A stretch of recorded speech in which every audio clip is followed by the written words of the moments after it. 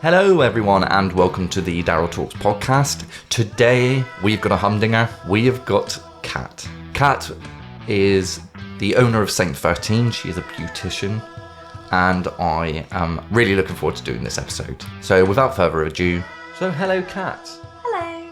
Thank you so much for letting me in your salon. You're very welcome. I really appreciate it. Before we start, I would just like to go through a few icebreaker questions. We definitely 100% aren't doing this at the end because I forgot at the beginning. So, first question. As always, what is the most adventurous thing you've ever done? I'm probably the least adventurous gal. I'm not very outdoorsy. I like to be in my comfort zone. But I would probably say branching out on my own and setting up my own business, not knowing whether it was going to be successful or not. Like, I've managed to run a business since 2016. Like 8 years? Yeah, and afford all my bills and have a really good social life and live how I want to live. That's like thinking out of the box. Really good answer. Yeah, I'm not sure many people would have thought of it like that. Second question is, what is your go-to karaoke song? Anything Whitney Houston. Like Queen of the Night, Dance with Somebody. Yeah, I love her. Can you sing? Absolutely not. But do you like karaoke? It's not my first choice of... Do you get a few drinks down? Oh, I absolutely will, because, I'm a completely different person when I've had a drink. I wouldn't actively go to a karaoke night, but if I was at a pub and there was karaoke on, then, You're all over it. I might partake.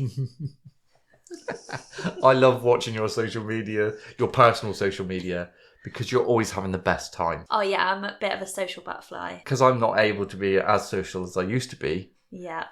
I love seeing people who are really enjoying themselves. Yeah, it's what it's all about. Not in like a pervy way, just work hard, play harder. Third question. If you had a superpower, what would it be? So, have you ever seen the film The Jumper? No. So they can jump to wherever they want to be. So okay. Different countries. Like teleport, effectively. Yeah, kind of, but they jump? Yeah, they actually, there's portals that obviously they can see and they can jump through. Why are you going to sit on the M5 when you want to go somewhere in traffic when you could just jump there? So I'd like to be a jumper. Would you use it for good? Yeah, I'd use it to go on holiday every weekend. Essentially, I'm thinking on a holiday basis here, just go to loads of different countries. By yourself? Throughout the whole film, they jump on their own because they've got this power, whatever. But then he meets a girl who doesn't have this power and he takes her with him. So she attaches her, he holds her and they jump together. But obviously it's not good for people who don't have the power. So yeah, I'll just inflict that on my friends or husband if they wanted to come with me. Or if they didn't, they wouldn't have a choice, surely. Yeah. Well, he wouldn't. My friends would, I guess. But yeah, watch the film. So I want to ask one more question. What would you say is your biggest ick? So something that really grates on you that not everybody would necessarily care about. So my biggest ick is being left on read, on WhatsApp. They've seen the message, they've read it, and they leave you 5 working days to reply. I literally can't stand it. And it's when that person is oh, I've been really busy. And I'm yeah, me too. Because I have to reply to people even when I haven't got time in my work and stuff. But yeah, socially, professionally, just reply. Either thumbs up. In a timely manner. Exactly. Honestly, it winds me up way more than it should. See, I've had to kind of get a bit used to that now. I had a text conversation back and forth, 4 messages, took 4 days with a friend. And I was just losing the will to live. I can't because I'm not a telephone caller. Are you not? I hate speaking on the phone. So I'm always WhatsApp, whatever. See, I do that for a job, so I'm quite happy being on the phone. And I love listening to people who don't like being on the phone. My brother-in-law, he sounds like he wants to murder someone when he's on the phone. Yeah, in real life, absolutely the loveliest lad. Yeah, I've got a friend and she knows I do it, which is even worse. She'll message me and we'll be texting back and forth and then she'll ring me and I'm no, No. And she's like, why are you screening me? I know you're on your phone. I'm like, I don't want to talk to you on the phone. Like, I'm happy to just sit and text. I don't want to talk to you on the phone because then I can't do anything else. I'm not a phone caller. We are currently in your... It is called a studio, isn't it? Well, yeah, studio, salon. It's definitely not parlour because that gives the wrong... Yeah, not parlour. That's a different kind of beautician. Oh, okay. I wanted to call it parlour, but I did think... No, that sounds a bit seedy. Yeah. Not parlour. Yeah, salon, I guess. Where your salon is situated, it's in like a part of your mum's house, is that right? Yeah, so originally this was the garage. So it used to be completely freestanding from the main house. Basically, it was a shell, like it was brick walls, it was like concrete floor, and my husband did it all for me. How did it come about? So I used to work in a salon and I was really happy there. I was there for about 6 years. But when you work in a salon, most salons are like self-employed. You work on a self-employed basis and you pay like a percentage. So some salons do it like you pay a set fee and you provide all your own products. Other salons, you pay a percentage of what you earn. So you could have a rubbish week, you pay 50% of that. You have an amazing week, you pay 50% of that. So I was giving away half of my money every week. Just for someone to... Just because there was someone to do it, from. Basically. Yeah. And I was there for 6 years and I just couldn't live on that money. So I came to my mum and I originally asked if I could work from her spare room. And she said no, because she was making it into an ensuite. I was like, how rude. And then... nothing more was mentioned. Mum was sort of like, why have you sort of come up with this? And a couple of my friends had done it. Cool. They owned their own homes and had obviously converted a room or had space to do it. Whereas I rent and I just couldn't do it from my own house. Mum came back to me a couple of weeks later and just said, the garage is not used to its full capacity. If you sort it all out, you pay for it, you do it all, it's all on you, then you can have the garage space. That's so good. Yeah, I had to compromise with my granddad who lived here at the time because he didn't want to let go of his man cave. So that's hence why I only got half. Do I use you? The reason I chose to receive treatment from you, so I get my eyebrows done because they are proper slugs, and when left unattended, they're very devilish. Yeah, they got like a curly quiff going on. Yeah, absolutely. And I have more hair on my eyebrows than my head. Like, they grow quicker than my facial hair. They're unruly. So Liz was doing my eyebrows, as I'm sure a lot of couples, the females like, come on, let me have a go at them. I was originally shaving them previously. After a while, Liz started doing it. It was getting, I was in near tears. Yeah. I felt violent. Because of the pain. Yeah. Oh, God, I still... Squeezing is, not fun. No. So, Liz was like, why don't you just go to Kat? And I was like, no, you're right, mate. No, because, it's like what women's stuff. The standard, it's proper women's stuff, isn't it? Or it's beauty. That is literally what I was like, proper. Like, it's probably one of the only times I've shown manliness. Yeah. And then... as per usual, 2 minutes later, I've messaged you saying, can I have an appointment? I think a lot of men are like that. However, if you go into a salon where there's numerous women, both like people working and people having treatments, I think it's extremely daunting. The fact that you can come in just to like a small space, it's just me. You might bypass like my client before, see my client after, but like, it's really not... Women don't question men having treatments done. It's in a man's head, I would say. Is it really? Yeah. No because way. I think it's a good thing. I mean, I suppose I'm in the industry, so like, it would be mad for me to think, oh, wow, like, that's male grooming. Oh, my God. Like, it should be a thing. Yeah, and also, like, I've just done an episode on self-love. Yeah. This is self-care, isn't it? So I guess so, yeah. I think that there is nothing wrong with feeling like you look good. it's not about anybody else. No, people don't have things done in whatever sense for anyone else, I don't think. No. Like, they do it for themselves because it makes you feel good. But prior to... this was it. You called it Saint 13. Yeah, not my idea. Whose idea was it? So, like, because it's a place and I was obviously trying to promote it, I had to have a name. Like, I couldn't just be like Kat's Beauty or something. Yeah. Like, it's too generic. So my sister, who worked in marketing at the time, very good, she came up with the idea Saint 13. So Saint stands for the area of Saltash that we're in, which is St. Stephen's. No And way. 13 is the house number. Obviously, Saint 13. I got the 13. Yeah, that's where it came from. Were you worried about the number? Because it is unlucky for some. Well, I've always lived here, so it's lucky for me. Oh. Well, not anymore, but yeah, I've grown up here. So. Have you noticed the transition where there's more males now? Or has it just always been the case? Yeah, I didn't have that many male clients when I worked in a salon.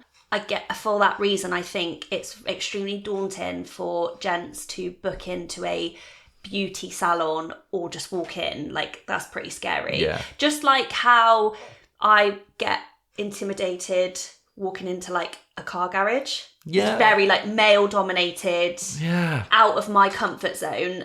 That kind of freaks me out a little bit. But I have a handful of male clients. Yeah, because I've seen them, and you should see the interaction that we have. Just a manly nod. Just a manly nod. Yeah, like... Don't acknowledge. It's almost like we look at each other and go... What have you had done, what mate? have you had done? Yeah, generically it's like brows, chest and back waxes. I've done a few. And I have had a couple of gents in for pedicures. Really? Yeah, not anything that they've kept up with, but their wives have like booked them in holidays and stuff. No. You get males in sometimes if they get married, like for like a male manicure. Pedicure, I hate my feet. Lots of people do hate their feet. And the reason I hate my feet is because I spent so many years with football boots or rugby boots on. All my toes are slightly, they've had a fallout. But do you hate your feet being touched? Yep.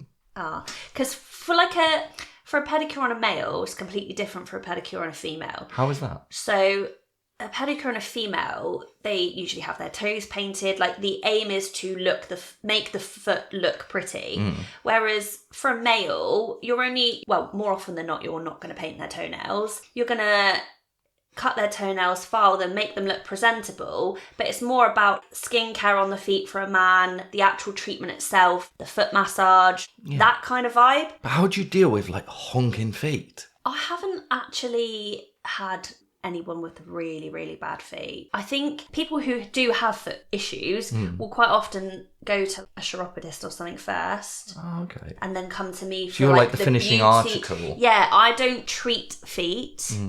I beautify them. Oh, so yeah, you get the good bit, really. Yeah, so I don't do any medical, removal of corns. Is it called corns? Yeah, like the really hard, like callus. Dig it out. Yeah. So I can do superficial hard skin, things like that. Most people wouldn't come to me, horrendous foot condition, because I wouldn't be able to do much. Absolute trotters. Yeah, exactly. Fair enough. So how did you start? What made you, did you have like a moment in school or something? Because you've always done this, haven't you? Well, kind of. So when it came to like choosing what you were going to do next in year 11, like people are like, you're going to do sixth form, you're going to do this, you're going to do that. I came home and said to my mum, I want to do beauty. And my mum was like, So beauty does have or it used to have more so, a general perception that if you did beauty, you're a bit stupid. Right, so it's not because she thought you were a minger. No, of course not. Well, that's good, because you're not minging. No, I think... The best compliment of the day. I don't care. You're not minging. So she wasn't keen. I was quite academic in school. Yeah, I think a lot of girls do take on hair and beauty. From when I went to college, there's less than 50% of us that still do it because they think it's easy and it's really not. But I came home and said I wanted to do beauty. It's also not a transferable skill. If I did beauty and I hated it, it's a specialised qualification. You've wasted. Yeah. You can't really use it So again. she encouraged me to do my A-levels, which I did. I liked art, so I went to art college. Hated it because I liked art because I suppose I've always been creative. So I liked to create things, but I wasn't like a fine artist. There's lots of different avenues you could have gone down, but did a foundation course in, you do a bit of fine art, you do a bit of photography, you do a bit of this, that, and the other. But I was in college with people who were proper artists, and my work just looked like I was in primary school. Yeah. And I just hated it. I hated being forced to be creative every day. But I'm not a quitter, so I did complete the course and I passed. And then throughout the whole of sixth form art college, I used to work down the Brunel as barmaid. I worked down there from 16 to 21. No way. I was in the kitchens and then I went to the bar when I was 18. So I was talking to someone at the bar, someone who came in for a drink, like one of our regulars, and we were just chatting away.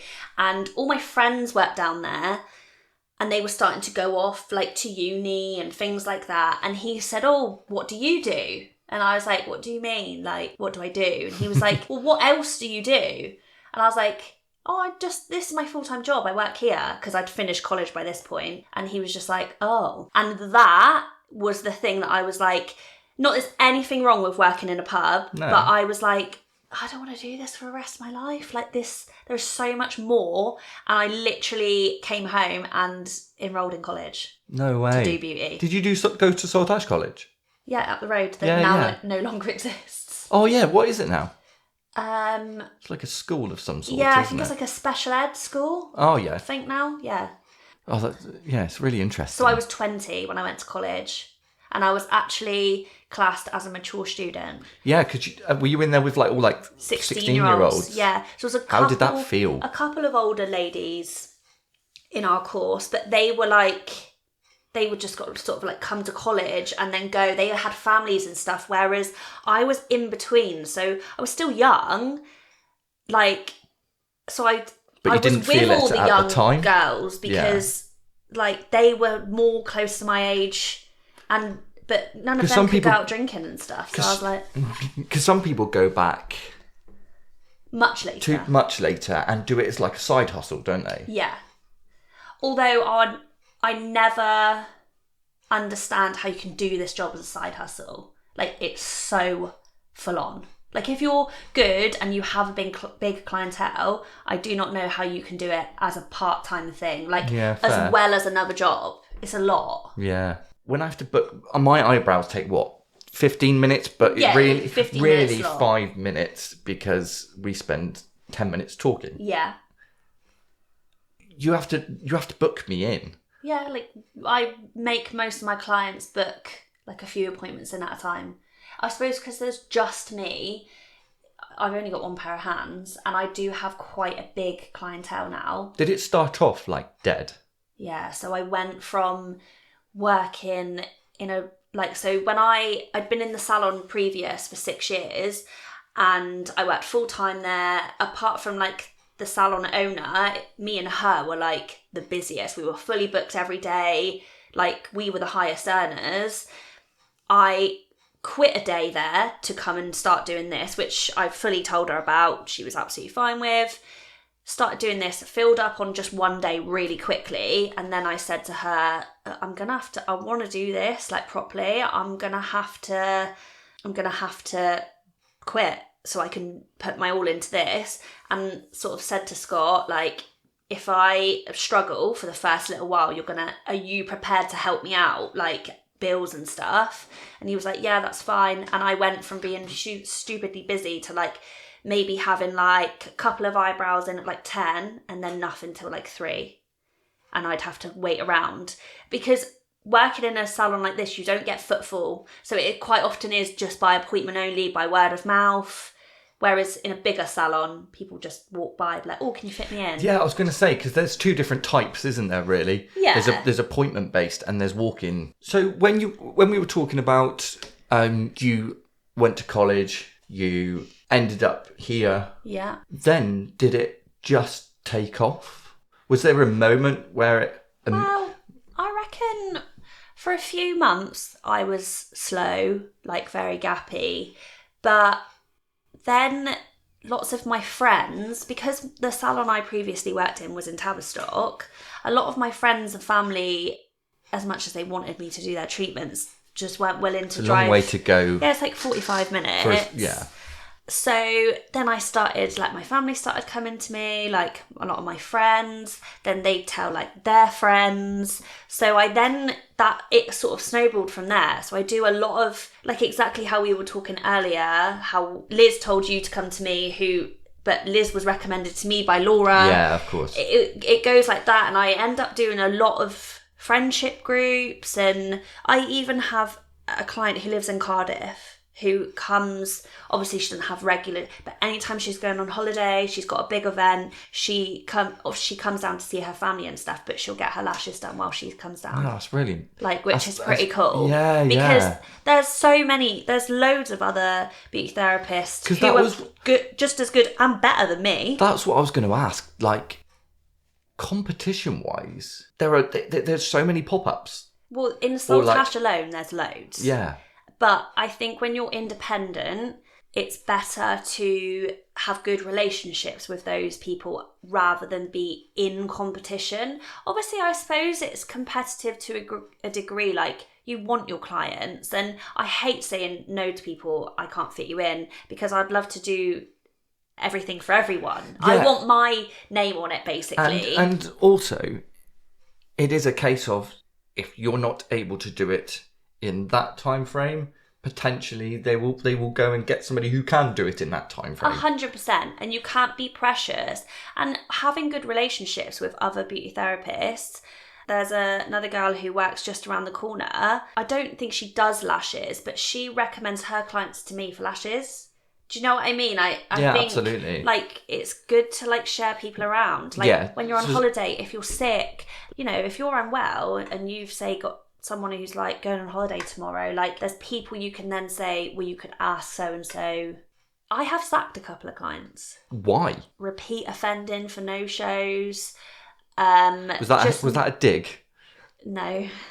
Because I have had a tendency to forget. It was twice in a row as well, wasn't it? 2 clients I've sacked. They were...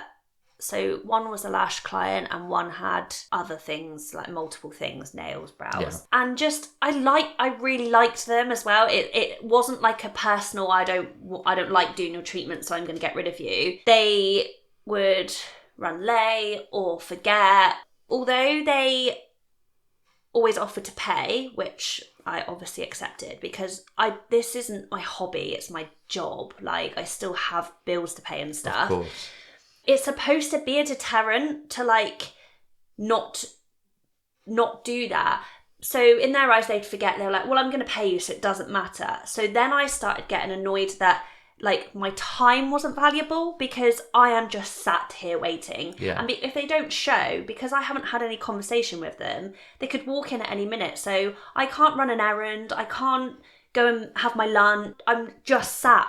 And it just got so frustrating. And I just was like, I'm sorry, like, I think in future you're going to have to find someone else. It's a it was a really horrible thing to do. Yeah, I can imagine it being tough for you, but I can imagine you doing it in such a nice way. Oh, absolutely, because I understand life happens for people and I'm not horrible, but I'm not everybody's friend. And I don't mean that as in I'm not friendly with my clients. I love all my clients, but I can't be that much of a pushover when I'm trying to run a business. No, of course not. There's got to be some sort of, like... I've got to be... Because I'm Is it not... called fickle? Yeah, I think that's the word. Because I'm not bullshit and I don't kick off and I'm not rude. Sometimes I feel like people take that as, oh, she won't mind. Like, it's all right. She'll be fine with it. And actually... I'm not. No, I'm not. And these couple just pushed me too far and they got it.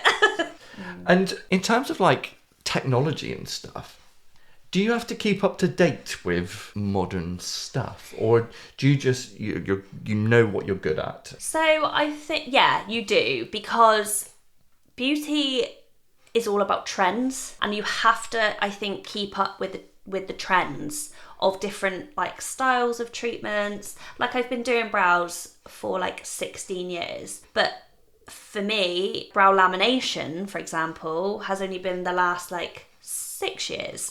What's brow lamination? Brow lamination is like this style, you know, all girls are wearing like their fluffy brows at the moment. All the, you know, have you seen them like fluffy bold brows? They could just have mine at the moment. Yeah, us girls aren't blessed.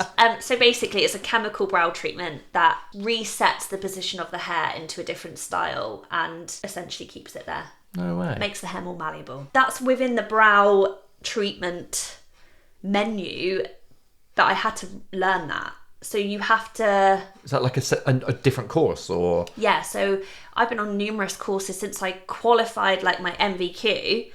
I've been on loads of courses. Like you have to constantly keep... Like in the nail world at the moment, I'm really far behind because I offer like a shellac manicure, which is like a gel polish essentially, and I offer acrylic nails. Well, now there's something called BIAB, which stands for builder in a bottle. I think that's more like a brand name. Like jacuzzi hot tub thing. Yeah, but it's in between those two services. Okay. And I haven't trained in that yet, Yeah. so I can't offer it. So I've actually lost a couple of clients who want that service. Yeah. So that is my goal for this year, is to train in that. But yeah, like you have to keep up to date or you're going to be left behind. Yeah, so once you walk in past all your certificates, and then you walk in and everything's bright, it's light. Did you pick the design of it, or is it just sort of happened naturally? No, so I wanted it to be bright and light because there's no natural light in here. I've got no windows, so it's very boxy, stuffy. But I went with like cream, like all white, all cream vibes, but I was really conscious that I didn't want it to look clinical. Hence why I have all like the glowy lights. So like my big mirror with the backlight in, my ring light, just makes it glowy and not like clinical. Yeah. Because I don't think that's very inviting. What is it like working? Your job is working like so close to somebody else's face. Yeah. What makes you want to do that? Well, no. I mean, it's not something I think of so much now because I've been doing it for such a long time. But you have to be a very good actress. So I still get nervous to meet new clients because I'm meeting them for the first time as well. And it's my responsibility to make them feel comfortable. And exactly that, like I can be saying, like, I'm meeting someone for the first time and then I'm in their face, or I'm making them take their clothes off to wax their legs, or do you know what I mean? Glad you clarified that. Yeah. That's one way to get new clients. Yeah, I think you have to be a good actress because it does make me nervous still. It doesn't bother me being close to people and touching them. That would be a massive issue if it did. Because you are invading the personal bubble. Because you've got to. Yeah, 100%. And I would struggle with that sort of thing. I think you have to, like a lot of jobs, I think you have to have a certain personality to be able to do that job. So like if you're not confident and you can't take control of a situation or fake it till you make it, this isn't the job for you, because you have to be, like if I'm about to do someone's lashes or eyebrows but they sense that I'm nervous, that makes them nervous. So yeah, you just have to wing it really. But if you are worried about being so close in people's personal bubbles, this ain't the job for you. Yeah, I get that. Maybe I won't become a beautician after all. No, if you get nervous in that situation, then probably not. Or I go the complete other way, and I'm too confident. You're lying on top of them while you tweak their brows. That'd literally be me.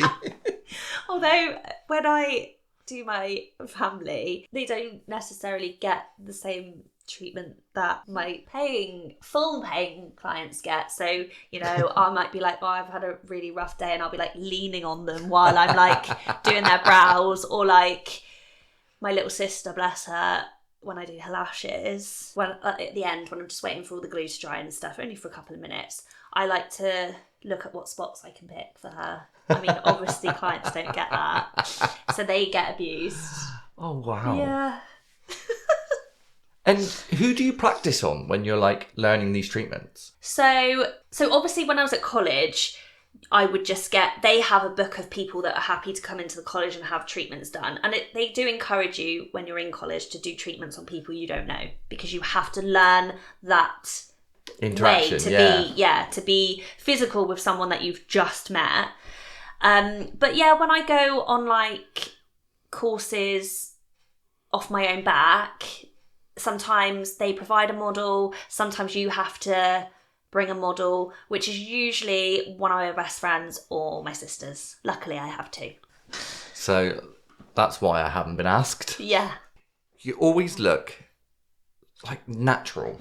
Yeah. And typically, beauticians and that sort of stereotype aren't natural. How do you do it whilst remaining... Because I think that is a very old school conception of the beauty world.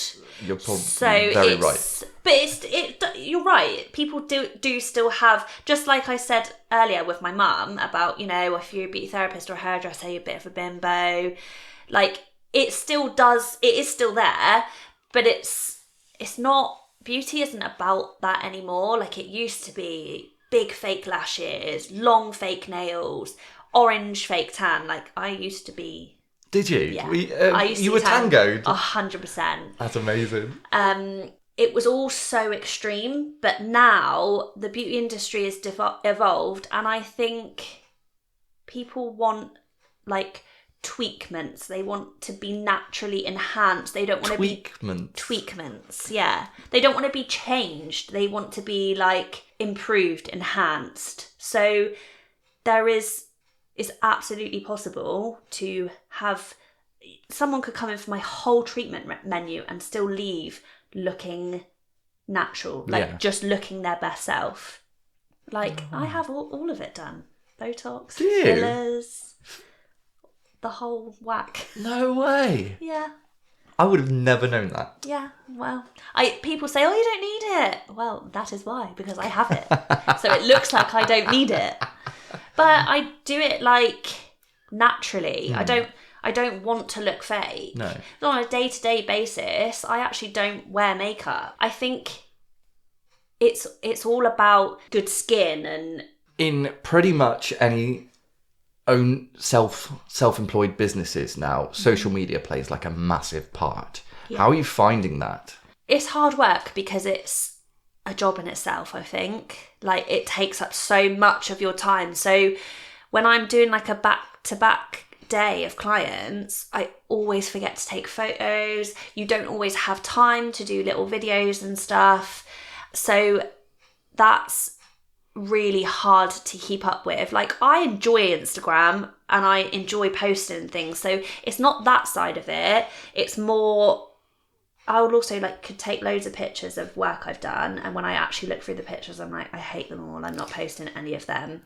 However, recently I've seen a lot of people do it. So girls who've got their own little salons and stuff were doing like content days and putting on their pages for like models for treatments that they've done a million times, but giving them at discounted rates so that they could film them, take photos. So it was like a purpose thing.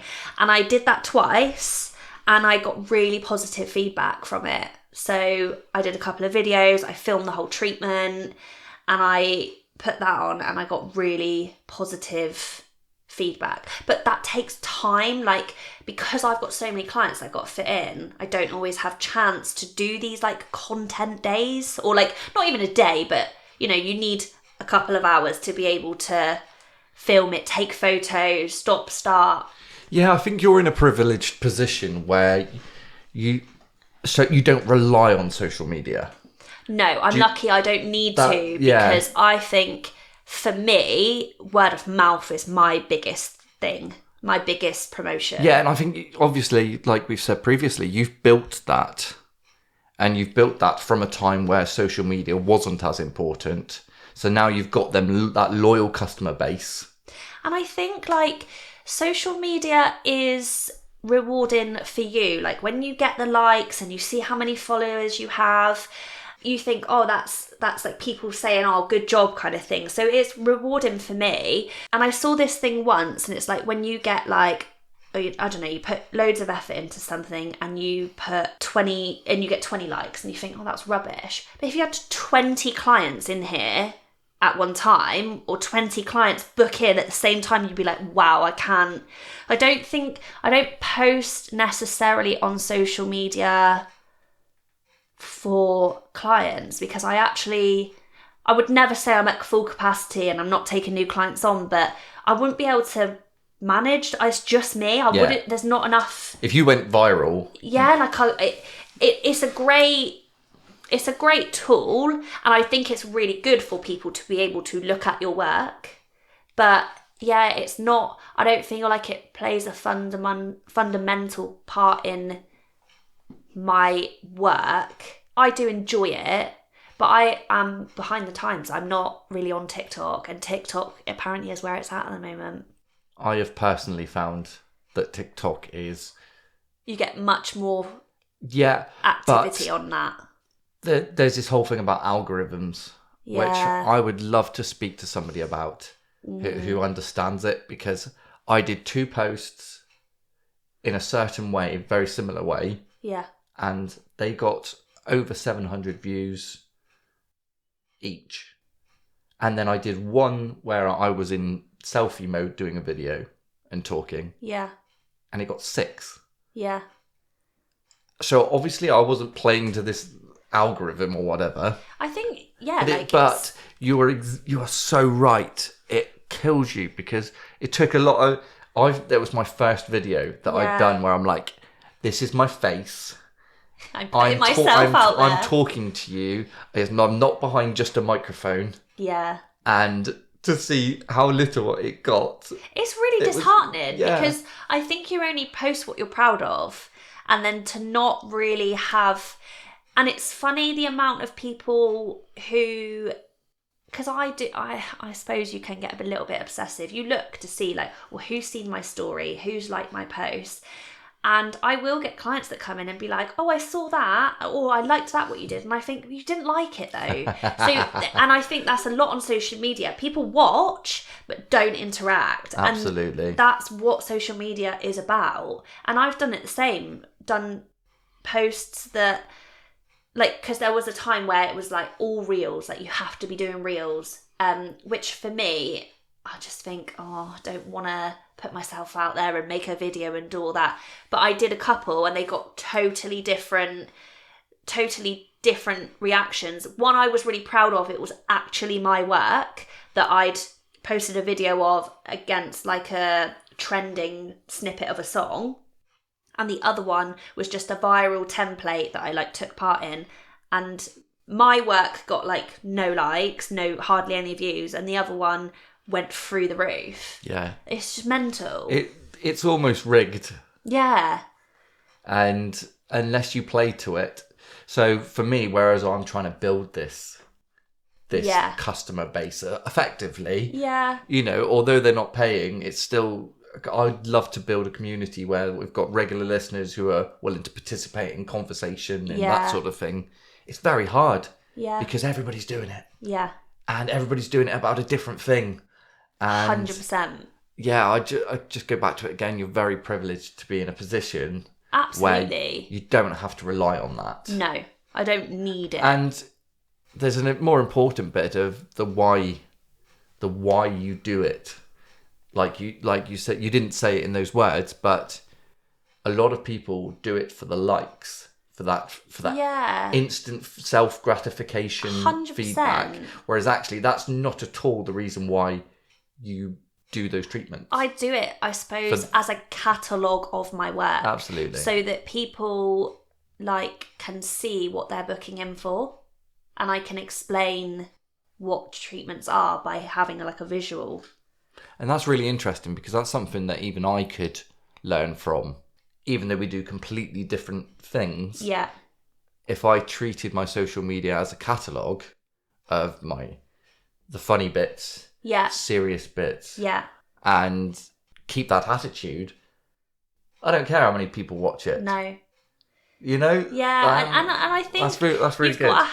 There's got to be something about your social media. Like, you've got to have a bit of character. Like, I like mine for what it is. Like, I look at other people's and I think, oh, theirs looks amazing. But you can't always want to be someone else. When I did my like little content like days, one of them was my sister, my model, and she was like, oh, are you filming this? And she was playing up to the camera, and I cut little snippets of that out and put it in my story, and everyone loved it. And like, that's nothing to do with me or what I was doing, but it was just fun to watch. I think people, you know, when I post personal stuff on my work page, I get more likes than if I post a set of lashes, because it's more interesting to the wider... Do you know what I mean? Yeah, I think because I agree. talk about my personal life, my clients like to see bits of it. Yeah. As well as my work. Like, I'm not an influencer. No. And I think the harder you try, the worse it comes off. Yeah. Sometimes. I think it's really consuming as well. Like, social media I don't always post regularly. Sometimes I'll be really good for like 2 weeks and post like lots of pictures, do lots of stories, and then I'm off it for like a couple of weeks because I just think, oh, I haven't taken any good pictures, or I can't be bothered, or... Yeah. know. It's not always good for the like mental health aspect, No. is it? I think you can drown in it sometimes. How do you get through, like, when you're just having a general bad day and you've got back to being that actress bit again? Be an actress, yeah. You can... I have lots of, like, deep conversations with clients about their lives and my life, but you can... Essentially, my clients don't come in to listen to my problems. Like, they want to talk about themselves, and this is their time to do that. Do you ever feel like an agony aunt? Oh, 100%. Like, you wouldn't believe some of the stuff people tell me, like, good and bad. Like, I've heard about... And now I've got this rash. Yeah. But like, I've had people tell me about falling pregnant before they've told, like, any one of their family. Not because they have to, because they're like, I need to tell someone. And I'm impartial, I suppose. And people absolutely know that it's not going elsewhere. It wouldn't be in my interest to be gossiping about what clients say in here, because they'll know it's come from me. Yeah. And you've got to have that trust, haven't you? Yeah. Not only in the fact that if you were having a bad day and you got tweezers, yeah, like, you're taking it out on your customers. Yeah, exactly. I am quite I suppose, again, it comes down to personality. Like, I am quite upbeat. Like, I can put a brave face on. I don't really like showing emotion anyway. Like, I don't like seeing people see me cry and stuff. So I'm not about to come into work and put that on anyone else. I would rather ignore it while I'm in here. And that's how I function, and I can do it. So what would you be doing, do you think, if you weren't doing this? Oh my God. I have no idea. I definitely think something creative. I could not work in an office. Like, I couldn't do admin, reception, anything. My friends always joke that I've never had a proper job. As in, they work in sort of like corporate, fields. And I know they're joking when they say it, but I'm pretty sure they think I just drink tea, paint nails and chat with my mates all day. But I don't know. I love taking photos. Not professionally or anything, but I'm always taking a photo. So something photography, love a party, something in events. Oh. But I suppose they're both creative. Yeah. Something like that, I think. Well, Kat, thank you so much for doing this in your salon parlour. It's been amazing. Thank you for having me.